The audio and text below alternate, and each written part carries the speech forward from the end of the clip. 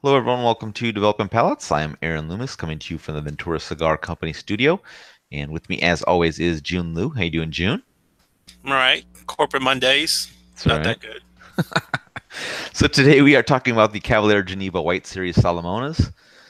Cigar is 7.5 by 50 ring gauge. It comes out of the San Judas Tadeo factory in Honduras. The wrapper is Habano, the binder is Connecticut, and the filler is from Dominican Republic, Nicaragua, and Paraguay. It's blended by Sebastian Dicopet and Aiden Perez. Price point is $12, and the cigar was released in July of 2017. So with that out of the way, June, what was your smoking experience like? Smoking experience was kind of what I expected and kind of what I hoped for. So, what I mean by that is, given the Salomones Vitola and how it kind of gradually tapers as the cigar burns, I expect changes. I expect deeper flavors and changes. So given that expectation, the first third. Subtle, softer kind of a flavor experience. So soft notes of cedar, bread, baking spices are the primary flavors. When I retrohaled, I got bigger pops of bread, cedar, baking spices, and a little bit of sweet, like a sweetened stone fruit. Finish, it really layered the palate with like a very like soft, subdued baking spices. Strength of body, medium for the whole thing. And when I get into the second third, and it's important to know, second third is kind of like where the cigar like really does taper down, and as you smoke it, the ring gauge gets thinner and thinner. So when I was burning through that part, a couple two main transitions I realized. Profile picks up, more bread, and I started getting like a very distinct nuttiness in the sense of like roasted chestnuts.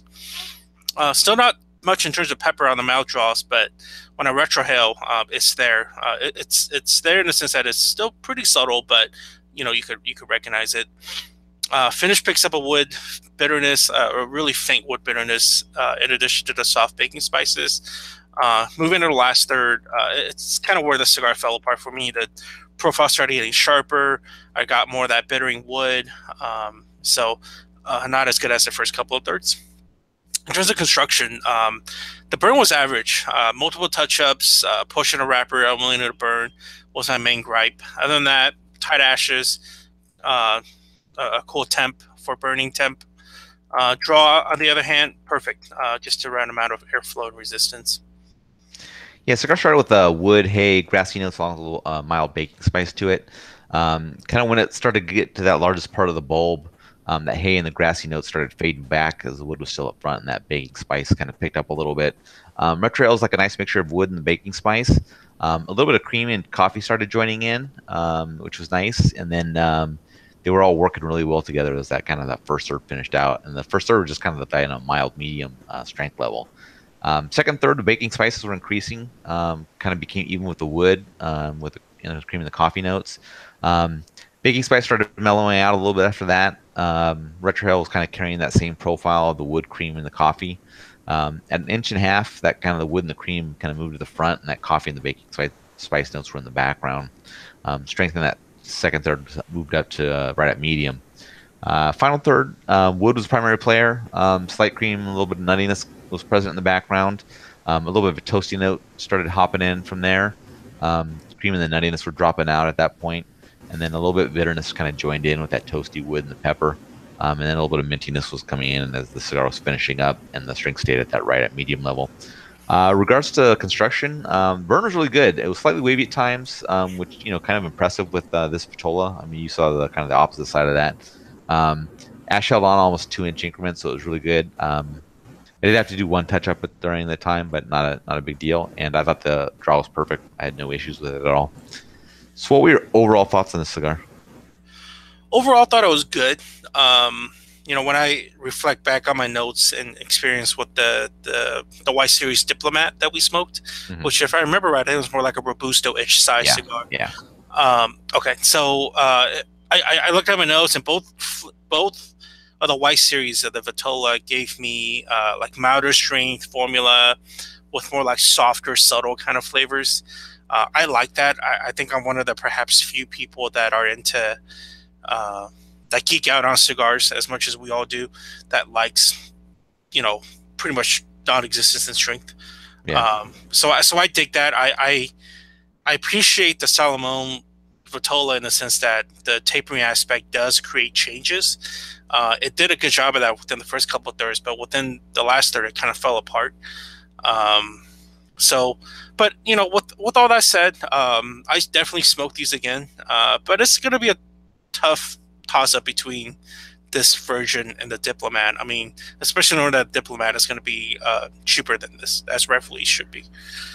Yeah, I mean, I thought the flavor profile was good. I mean, I think the flavor profile probably from the first two thirds from this and the Diplomat are probably fairly, close together. It's just the real difference here is going to be smoky time and things like that. And so whenever you get a cigar of this size or something like a Churchill or something like that, like for me to find that Vitola interesting, it has to really provide a good buildup of flavors throughout the long smoking experience.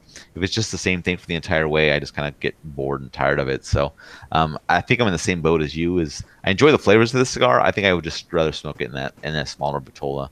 I mean, construction is really good, but I mean, if you like the kind of that lower strength level but some good flavors, then this is still a good cigar for you. You just got to find out what Vitola is a match for you. But definitely the White Series is a good flavorful cigar. So.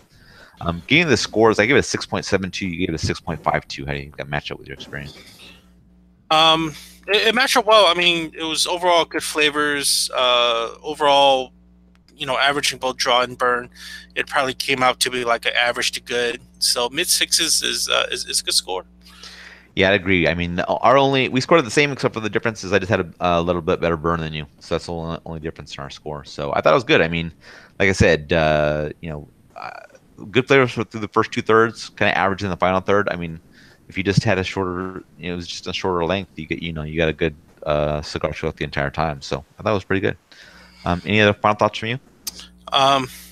Maybe this sounds like a rant, but I was telling you about how like I really enjoy cigars that are just a lot of flavor, and there's a subtlety in flavor, especially like softness in flavor, and it's not too strong. Like I feel like more people should do that. Like I feel like I see so many, especially on Facebook posts on like people waking up and it's like just jamming through like broadleaf. Yeah. I like my recommendation is like challenge your palate. Your palate might find something like this that you like, right? Like take a couple of days off of smoking. It's a good thing to adjust your palate. Eat a like breakfast, smoke something like this, and you'll really realize how much you may enjoy lighter side of cigars, but still good flavors, So. Yeah, I kind of just go along with that, and I think it's sometimes it's an advantage to not smoking super frequently, not smoking every day or not smoking multiples every day. You kind of get a chance to have this downtime in between smoking experiences where you can really, maybe be able to focus a little bit more on those lighter strength cigars and find out some of those nuances. So, yeah. I agree with everything you said. No. All right, if you're just catching this video on YouTube, be sure to subscribe to us, but also check out the full written review on the website, developingpalates.com. Be sure to follow us on all the social media channels, Facebook, Instagram, Twitter, and Google+, and you can catch all of our review recaps on podcasts. So iTunes, Google Play, and Podbean. Thank you for tuning in, and we will catch you on the next one.